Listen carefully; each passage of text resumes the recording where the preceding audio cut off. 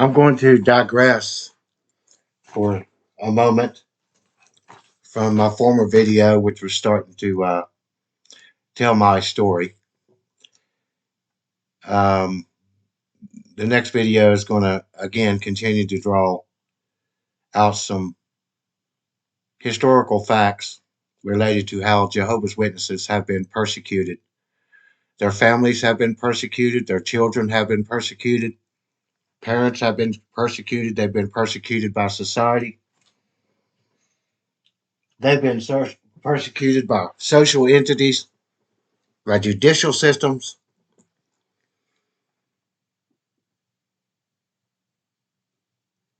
I'll get to that, but for right now, I'm going to, again, kind of step a step back to, again, continue to kind of lay a foundation.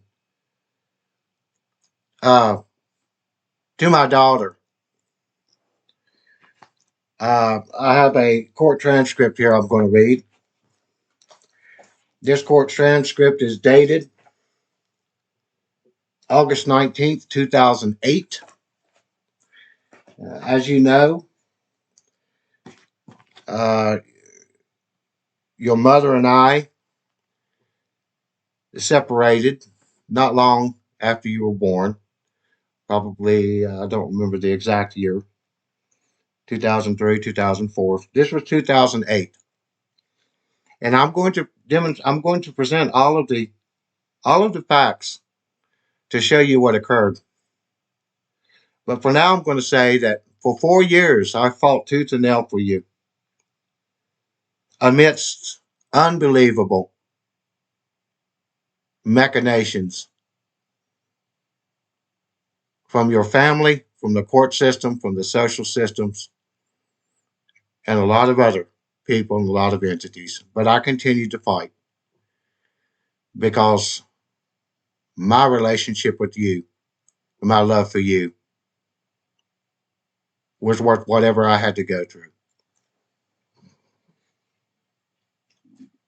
And just to let you know, by 2008, after a 4 year battle, I was very close to getting full custody of you. Very close. And then I wrote a letter to your so called guardians. I won't read the letter now. I'll get to that. There's a lot to cover. But I am going to read you court transcripts just to give you a little bit of insight into a aspect of this whole situation that you may not be aware of. I've kind of suggested it in former posts on Facebook and former videos, but I want to punctuate this one thing, and you'll see as I tell you the whole story how this continued to exacerbate my abilities, the ability of a good, hardworking father who loved his daughter and was fighting tooth every day, day in and day out. But anyway, I'm not going to give you much context right now. I'm just going to read a few things to you.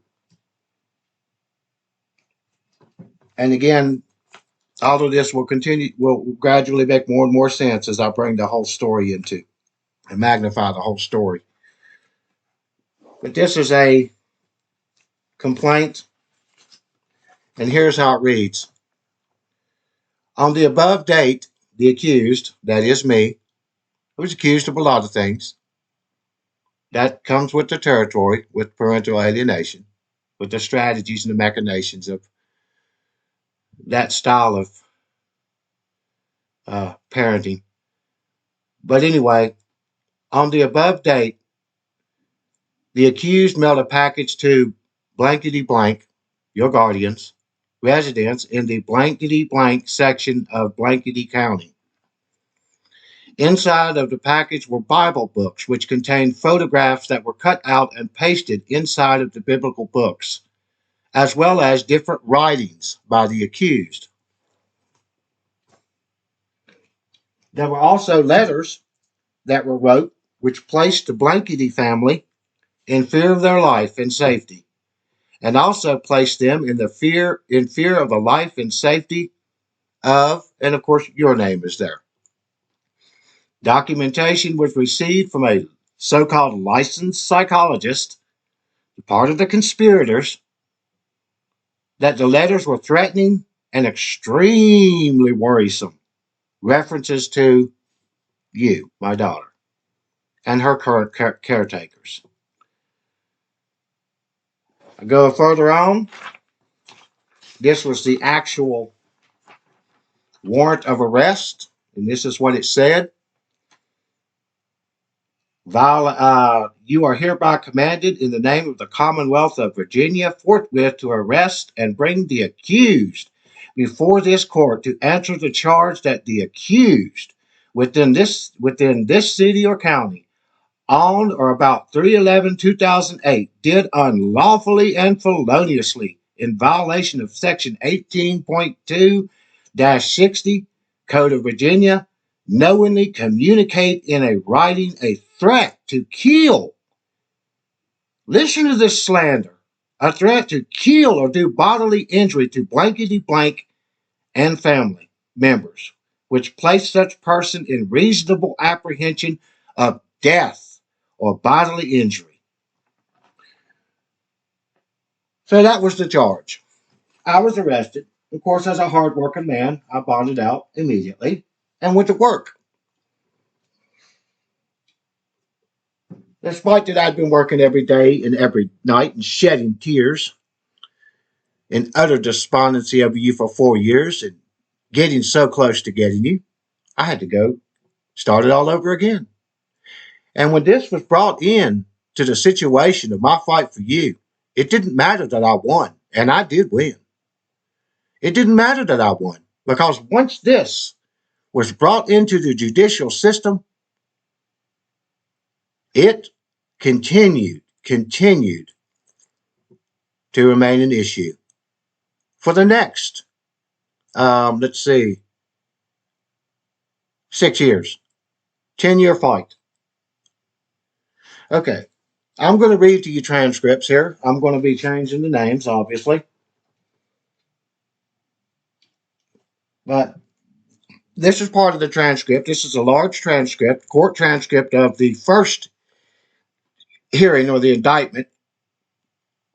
And they had already, your guardians and their family and the nepotism that was in the police station at that time with your grandfather having his brother as part of the sheriff's department, et cetera, et cetera. They had successfully interfered almost virtually completely, even to find court orders. And I've got the facts. I've got the letters. I've got the lawyers' letters sent to their lawyers. And I've got all this.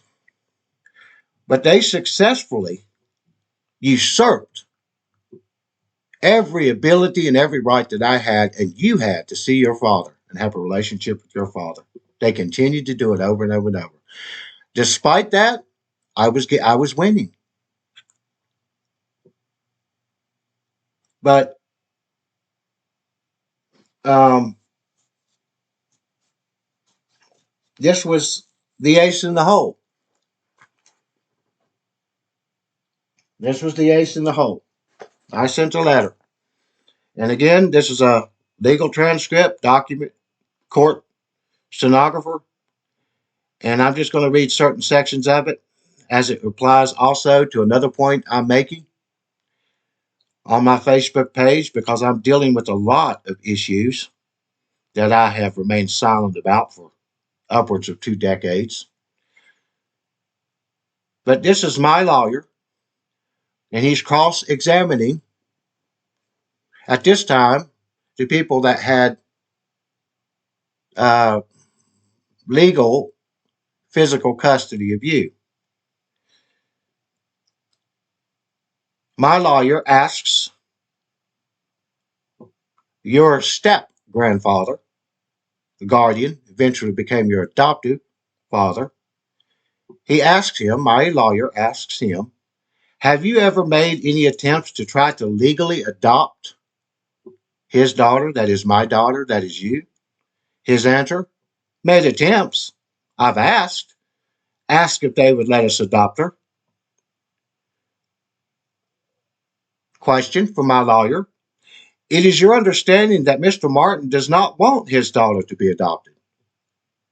Answer. Oh, yeah, he makes that clear. Of course I made that clear. Over and over and over. Question my lawyer. In fact, he wants to have her back. Answer. Smug. I'm sure he does. Question. And you do not want him to have her back? His answer. No. My lawyer goes on. I believe in this letter you referenced something on the front and back of page 3. The burnt offering or sacrifice. Directly included in that same paragraph, in fact, in that same sentence, it continues to go on to say the point that Mr. Martin was making was, I will offer her up to Jehovah God, teach her at his house, and allow her to make a choice to serve him if she so desires. That doesn't sound like he's saying I'm offering her as a sacrifice, does it? And I'll just give you a little context. The supposed threat to kill you was that I extracted a scripture from the Bible, an account from the Bible. And in that account, the father made a vow to God with regard to his daughter. And that vow was in the context of Judaism, a civilization that was 3,000 years ago, this account happened. And he said to God that he would offer her up as a burnt offering or a sacrifice. And I quoted the scriptures. And of course, I qualified it and I explained in the letter clearly, over and over and over, what I meant by that. So that was what they said. I threatened to kill you. And I threatened their family. Because I quoted the Bible and I applied it the way it should be applied, because the way it was understood and what it meant according to the scriptures, not what it means according to the religious people today. It wasn't literal child sacrifice, literal or burnt offering. It was symbolic. It meant something else, as the scriptures indicate clearly. And I had to explain all this. But anyway, after my lawyer says, well, it's clear that he's not meaning literally to burn his daughter. That's clear, isn't it? Well, the answer is that's not how we felt. My lawyer says, but if you read it in context, he's talking about teaching her the ways of Jehovah. Answer, all right. Question, if he's teaching her the ways of Jehovah, she's not offered as a sacrifice, is she? Answer, I don't know. Why would he have put that in there? And I just want to deviate a slight bit. Remember that your adoptive parents were at one time Jehovah's Witnesses, and they practiced the Jehovah's Witness faith for at least 5 years. They knew full well what I meant. They knew full well what that scripture means, and they knew full well the way the Jehovah's Witnesses understand that event and what Jephthah meant when he said that he was going to offer his daughter up as a burnt offering or a sacrifice. It wasn't literal. Wrong. So let's keep on. Question. Again, I'm going to reiterate. If he's teaching her the ways of Jehovah, she's not offered as a sacrifice, is she? Answer, I don't know. Why would he have put that in there? My lawyer goes on. Is it your opinion that he clarified that point of what he meant by sacrifice with that sentence, that continued sentence? I know that you stopped reading where she stopped reading for the point of reference. Answer, uh-huh. This is verbatim for the most part. His responses and the questions posed to him by my lawyer. Question, continues my lawyer. In that same sentence, he does say, allow her to make a choice to serve him, that is God, if she so desires. Answer, I read that. But to me, why would he even put that in there if there wasn't a reason? This is the utmost of deceit. Because your adoptive, so-called adoptive father, and you're non-biological, technically you're non-biological grandfather, knew full well what I meant. He knew it, but he was posing as he didn't. Because their intent was to continue preventing me, even after 4 years. They thought that they were going to get me. I was headed for 5 years in prison. They saw this. They were willing to do whatever. They saw this as the ability to get me gone for at least 5 years. So in other words, if that they would have proved successful, that means that they would have been successful in keeping you away from me and me away from you for 9 years. Question.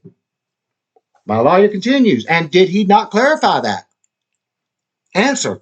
He didn't clarify it to me why he says he was going to offer her at a burnt sacrifice. My lawyer continues. Listen very closely, my daughter. Listen very closely to the next few questions and answers. Question.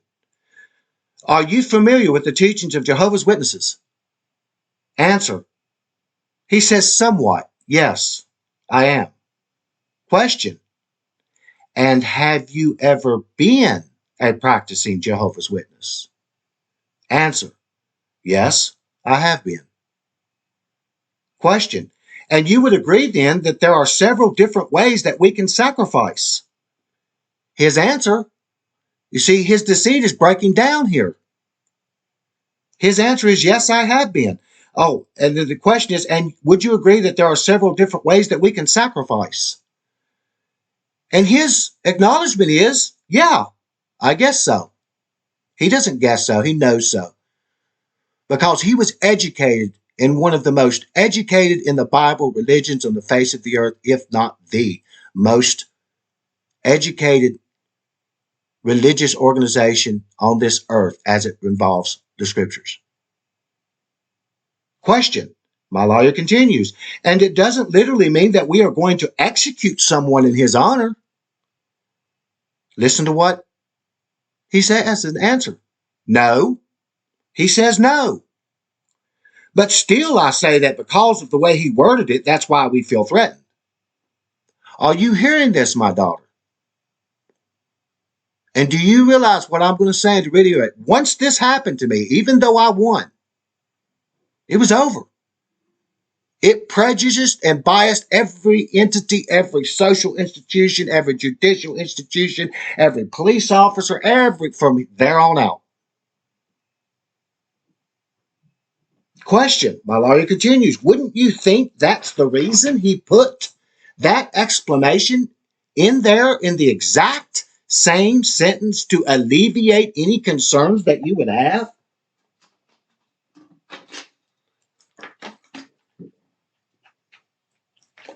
Answer. No. My concern when I read it, I know that he would like to have her back and raise her. Are you hearing what he keeps saying that he knows? Are you hearing him tell you himself that I'm fighting for you? And that no way do I want anyone to take my child from me, and that I love and want to spend my life with my child? Do you hear him keep saying that he knows that? I'm going to go back. His answer is no. My concern when I read it, I know that he would like to have her back and raise her. Yes, I do. But I feel in my heart, he feels in his heart that him putting that in there, that's where I felt a threat. At that, I felt a threat for her safety. The court, that is the judge, intervenes and says, which letter? My lawyer says, I'm sorry, we're referring to page 3, the very first paragraph, about 9 lines down. You'll hear this letter soon enough. The court, the judge says, page 3, 9 lines down. My lawyer says, from the top. The judge says, go ahead. My lawyer continues questioning. And in that same letter, did you read the entirety of the letter? The answer is from your so-called adoptive father? Uh-huh. Question. There are several, my lawyer asked him another question. There are several references, and obviously it's very heavy with Bible verses and biblical references. But the overall tone of the letter is that he wants you two to work together to raise her as a Jehovah's Witness. His answer? I find that in view of the letters, after the ramblings, it's like he rambles like the first page, and you can't hardly make out what he is even talking about when he talks about hi this and buy that. He did that with us when he was living down here. Here go through the letter and then talks about how he wants us to work it out. So he's acknowledging it. He realizes that that's the overall tone of the letter. My lawyer says, right. He speaks about how he wants, and your adoptive father interrupts and says, yeah, at the end of the letter, after all of that other stuff that's put in there, that's not true. And again, you'll be able to make these there's a lot of deceit and a lot of lying and a lot of hiding and sneakiness going on with his responses. And I'll prove it because I've got all of the proof to do so. My lawyer questions you. There are other parts through there as well, isn't there? It's not just the very last page, is it? There are portions of this letter where he says that I want to cooperate in raising my daughter as in the Jehovah's Witness faith, doesn't he? The answer? I think there were a few places in there, that I remember. Question, my lawyer says, there are also references in there about ultimately when he gets his daughter back that he would never deny you a relationship with her. Is that correct? His answer, by the way, is a lie, and I'm going to prove it. His answer to this question is a lie. Here's what he says. He can't. He knows that. As a Jehovah's Witness, you can't. One that has been disassociated like we are, he cannot allow his child or himself to associate with us. He knows that. Well, guess what? He's lying. This is not the truth. The Jehovah's Witnesses in no way interfere with anybody, no matter who they are, in a relationship with the child and the parent. And there's certainly, and I'm going to show you the Jehovah's Witness definitive articles that show how these things are supposed to be handled. Nowhere do the Jehovah's Witnesses say that any Jehovah's Witness parent has the right in God's eyes or in anybody's eyes to withhold or to prevent a child from having a relationship with their other parent. It would be ungodly. It would be wrong. It would be cruel, as it has been to us. Question. My lawyer says, I am not arguing doctrine with you here, okay? His answer, yeah. Yeah. Question. My lawyer continues, what I'm saying is in this letter, he has referenced that he would not try to stop a relationship. His answer, that's what he said. My lawyer says, or you and his daughter. Answer, that's what he says. Question, my lawyer, and also in the Jehovah's Witness faith, he believes that it's his responsibility to raise her in that faith. Answer, yeah, if he's fit to raise her. Listen to this. Listen to this man. Listen. His answer, yeah, if he's fit to raise her.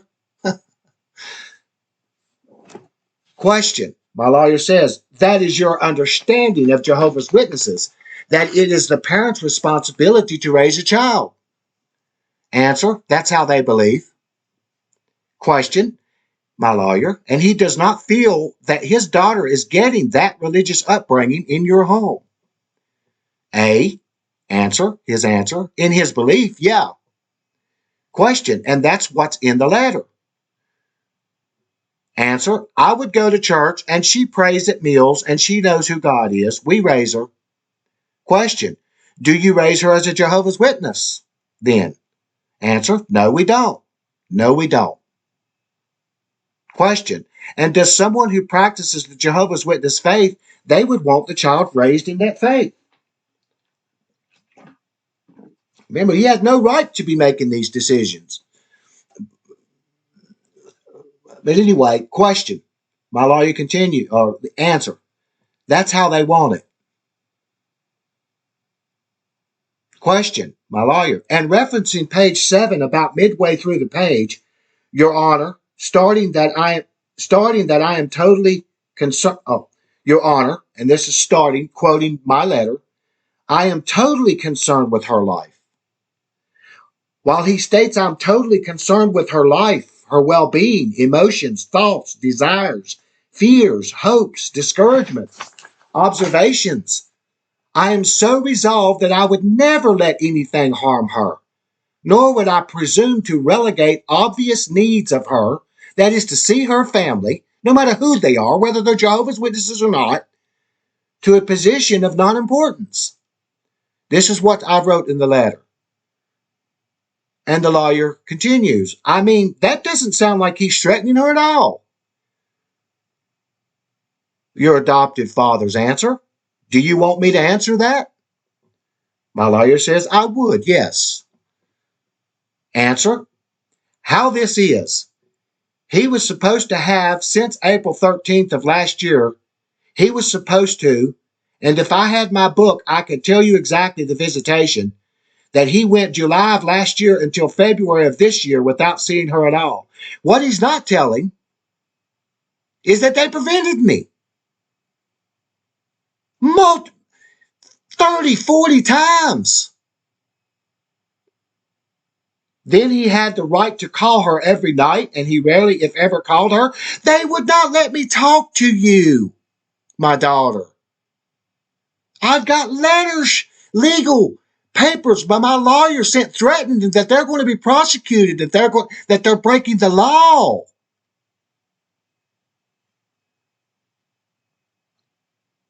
And he continues, that is your adopted father, in his answer. Then you are telling me that he has concern for her well-being? Uh-huh. Question, my lawyer. So you don't believe that Mr. Martin has done a very good job of keeping in touch with his daughter? Which is lies. It's all lies. Answer, no, I don't. No, I don't. Question, my lawyer. It says exactly what I'm saying. That is your personal concern on that. It was his lies on that. I'll just say that. That's not in the document. Transcript continues. Yes. Answer. Question by my lawyer. And you don't think he should have custody? Answer. No, I don't. Question. Okay. But in this letter, does he ever threaten his daughter? Answer. That's where he talked about offering her up as the burnt sacrifice. He knows, I know, God knows that he knew exactly what I meant by that. So that proves and shows that he was faking what he knew that I was meaning, so as to use this continued burnt sacrifice to manipulate the minds and the hearts of the judge, the jury, the lawyers, the prosecution, the psychologists, the guardian ad litems. Question. My lawyer continues, the burnt sacrifice, which he, right after that, the exact same sentence is what he says he meant, what he meant by that. Answer. I understand what he wrote there too. So he acknowledged that he understood. He acknowledged that he understood that I qualified that biblical quote and indicated what it meant. He acknowledged here that he understood that. Question, my lawyer continues, and that was your largest concern? Was that one section about the burnt sacrifice? That was your largest concern? My lawyer is playing this deceitful person who's viciously attacking our relationship. He's playing him like a fiddle. Because deceit doesn't win out. You're going to mess up if you spend your life deceitful and lying and hurting other people. Question, my lawyer, and that was your largest concern, was that one section about the burnt sacrifice? And he says, yeah, yeah. See, he had made threats before of coming and getting her.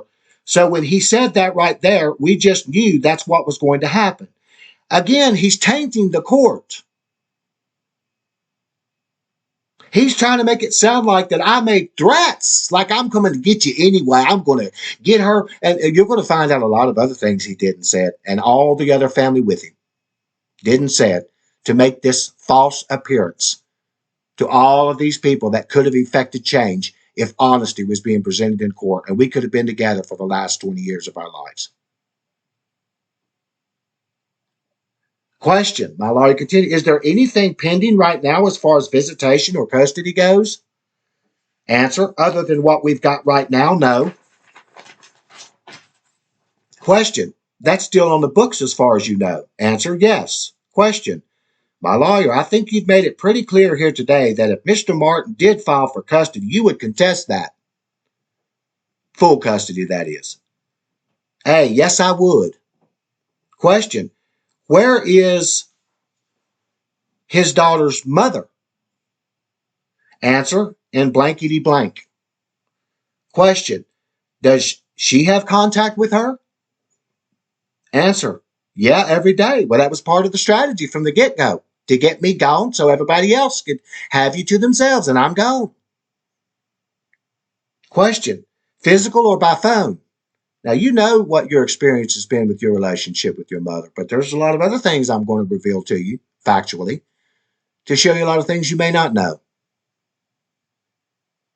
Answer, by phone every day and probably the weekend of the month or 2 months.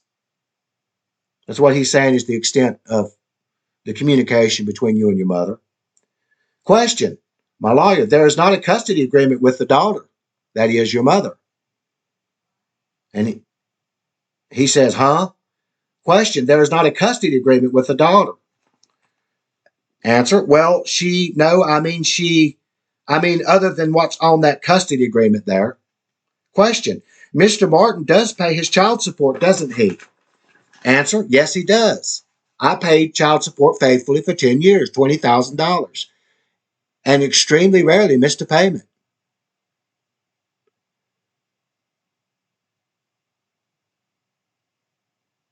Okay, your adoptive father, so-called adoptive father, who is not your biological great-grandfather, his lawyer interrupts and says, Judge, I have tried to be very open on this, but this isn't a custody hearing. It isn't a child support hearing. It isn't about the best interest of the child even. All of these questions and this line of questions seems to be going down that road. We've spent the last 10 minutes talking about, the court interferes, the judge interrupts and says, I think the child support, it's not relevant. Done. So my lawyer continues. Questioning. He says, reading the letter there is really no threats in the letter. He asks a question. You don't think he's a good father? He's talking to your adoptive father. A very blunt, very direct question here by my lawyer. You don't think he's a good father. You don't want him to have the child. And now you brought a felony charge against him. Answer. Well, we feel threatened from the letters. I wouldn't have done what I'd done if I didn't feel threatened. I don't think if there wasn't a threat in the letter, I don't think the principal of the school would have done what she done without saying anything to me. Question, my lawyer says, but is there anything threatening in this letter that is threatening either to you or his daughter as far as physical harm? His lawyer jumps in and says, Judge, I'm going to object again. This has been asked and answered 4 or 5 times. He says he got a letter offering his granddaughter up as a burnt sacrifice. The judge says, I think it's been answered. So my lawyer continues.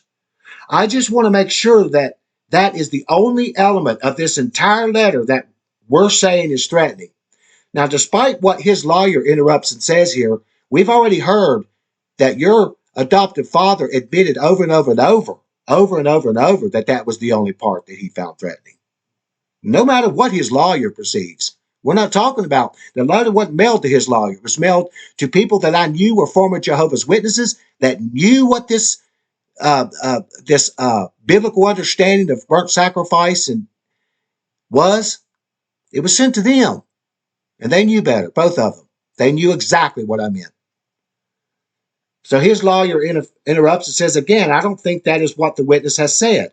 But the transcript show that that's exactly what he said and agreed to and acknowledged.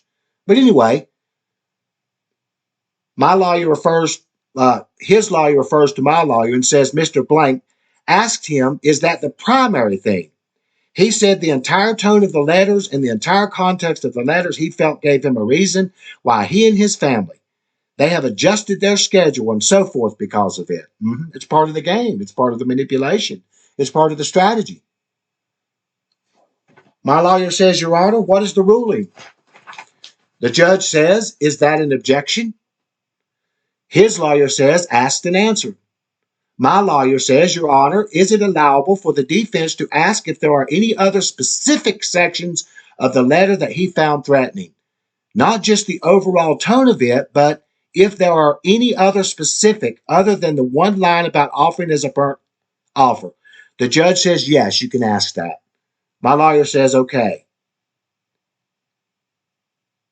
Your adopted father says, have you read the letters? My lawyer says, I have.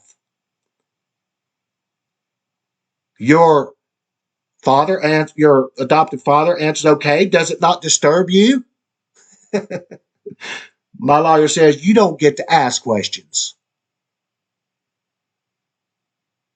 And I'll say now, they don't get to do all the talking. They don't get to do all the strategizing. They don't get to do all that anymore. It's my turn. Answer. After my lawyer said you don't get to ask questions, your adopted father said, I'm just telling you the whole letter. Now he's changing his tune. I'm just telling you the whole letter. The whole letter disturbed me from the point of him saying he's going to offer her up to be a burnt sacrifice to him calling himself God and us Ammonites. Again, a lie. And I've got all the facts to show that that's not true. Never called myself God. Ever. He says, that's why I felt threatened. Yes, I did. So my lawyer asked him a question. Now, referring to the part where he says, and this is the handwritten portion on the second page, and in fact, that is in quotations. It says, quote, he, God, is Jehovah and Jehovah. Is it not as reasonable to read that as he is saying that is he, God, is the person that he is attaining that quote to? Would make complete sense too, because that was in quotation marks. Answer. Then why did he put it in? My lawyer says, that is in quotes also, isn't it? He answers, you look at it your way and I look at it my way. That is what I was talking. That is what I was taking as what he was meaning. Question. My lawyer says, and if someone were to refer to themselves as being God, would that be a threat of bodily injury to you? Or would it be something maybe about that person's well-being as far as mental state goes? I can see that, but where is that threatening? Answer. To me, him telling me he's God, which I didn't, and then he, through the letters, he calls myself, my father-in-law, I believe, his daughter's great-grandfather. He's referring, actually, it's not your true great-grandfather. He is your non-biological great-grandfather. Anyway, continue. He's referring to all of us as being Ammonites. And if I believe right, if that's who God helped Jacob destroy, to me, I'm taking that as a threat to myself and the other men or whoever else he had in the letter that he brought up. I talked about a few members of your family in this letter. And when you get a chance to read him, you'll see it was wonderful, beautiful, reconciliation, peace, love to all of them, including to this man that's sitting here doing this. And you're going to see that if you want to see it. Of course, that passage that was about his daughter too, but I felt threatened from the letter. My lawyer says, questions, and these are connections you made in your mind. There is no specific threats. His answer, that is what I felt in the letter. He threatened me. I give it to the principal and she felt a threat. My family felt a threat. I left it with the detectives. They studied it over for 4 or 5 days. Your Honor, before I heard anything from them, before any kind of charge, there must have been something. Yeah. Because in a large way, a lot of these people are members of religion that don't understand the scriptures. And I know that's a fact, and I'm going to prove it whenever they force me into a mental institution against my will and against the will of my family. They forced me into a mental institution. And I'm going to show you that that these religious people that live their religious lives and even religious leaders don't understand this, because I had to battle with a chaplain, a religious leader who was debating me on whether or not Jephthah really offered his daughter up as a sacrifice or not. He lost that discussion because the Bible stands on its own merits. And the Bible, if we allow it, God's word interprets itself if one understands how that is to be done and how the Bible is supposed to be understood. Question, my lawyer questions him again. Going back to page 3 of the typewritten one, Your Honor, and when he's specifically saying that I have prayed to Jehovah that he will give the sons of Ammon, mere father-in-laws and grandfather-in-laws and mother-in-laws into my hand, deliver me from my persecutors, those who do me cruelly. In that one, he's specifically saying that he feels you guys are persecuting him and keeping his child. Is that how you understood that? Your adopted father's answer, I took it he was asking God to deliver us into his hands, is what I'm saying. And remember what all I just said. I feel like he was calling himself God. And I'm sorry that your adopted father has such delusions and paranoias in his head. I'm sorry, let me continue. Answer, I took it he was asking God to deliver us into his hands, is what I'm saying. And remember what all I just said. I feel like he was calling himself God, and through the letters he was calling us Ammonites. And that is what he was asking, that Ammonites or ourselves be delivered into his hands. Well, this story isn't over. This story isn't over, Autumn. Your and my life isn't over. Though we've suffered and though we've endured all this, it isn't over. But we have a chance to do something about it.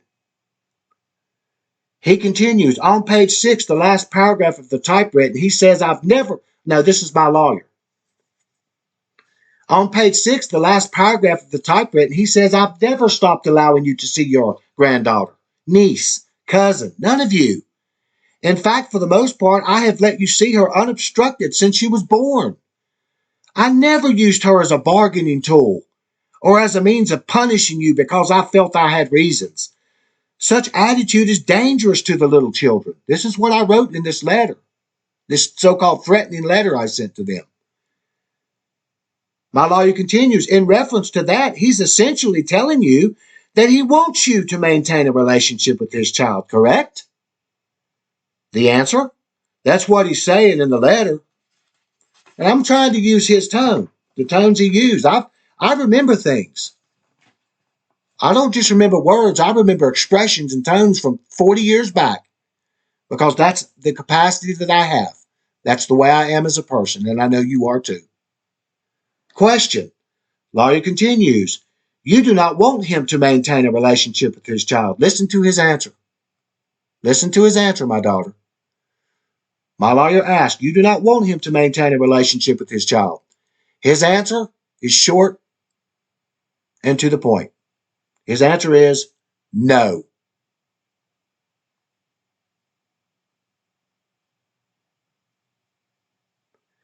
My lawyer continues, and you've made that known. His answer, he knows that. Question. My lawyer continues, and the second paragraph on the bottom on page 7, he says it's quote, it's imperative. It's imperative. This is not a joke. You don't mess around with the child's emotions, their psychology, their spirit, their life. That's not said. I'm going to go back to the quote. It's imperative that we work together in a spirit of mildness and unity as it concerns this little adorable and wonderful child.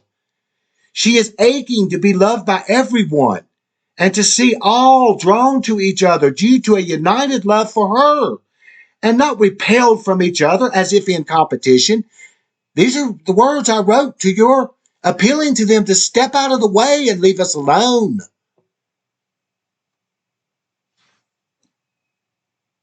The lawyer continued, is this not a letter of unity and trying to do what is best for his child? Your adopted father's answer, all I can say in the letter after all that he did and after all he said. He stops there. My lawyer questions. In the paragraph above that, on page 7, you must see, this is quoting me, what I wrote in the letter. You must see that she must see that our love for her unifies us and not causes division between us. You don't fight over a child. You don't use a child to get back at somebody. Think of the child. Hate me all you want, but think of the child. Be disgusted with my religious views all you want, but don't punish the child.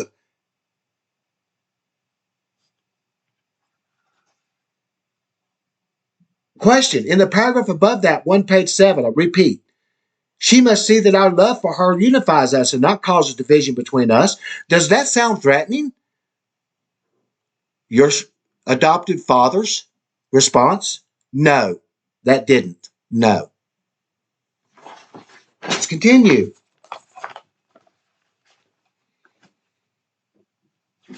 No, I'm going to stop there. The rest of it is going to be drawn into our story, my daughter, later on, as it's relevant, and I'm trying to keep some chronology of how these events unfolded.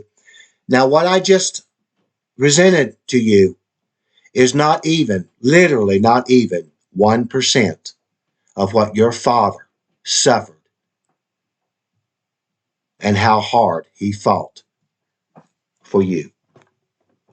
And I'm just going to end this with saying, I love you very much. I miss you. And I'm sorry that I'm frustrated. I'm sorry that you had to hear me present this with the tone and the exasperation that I did.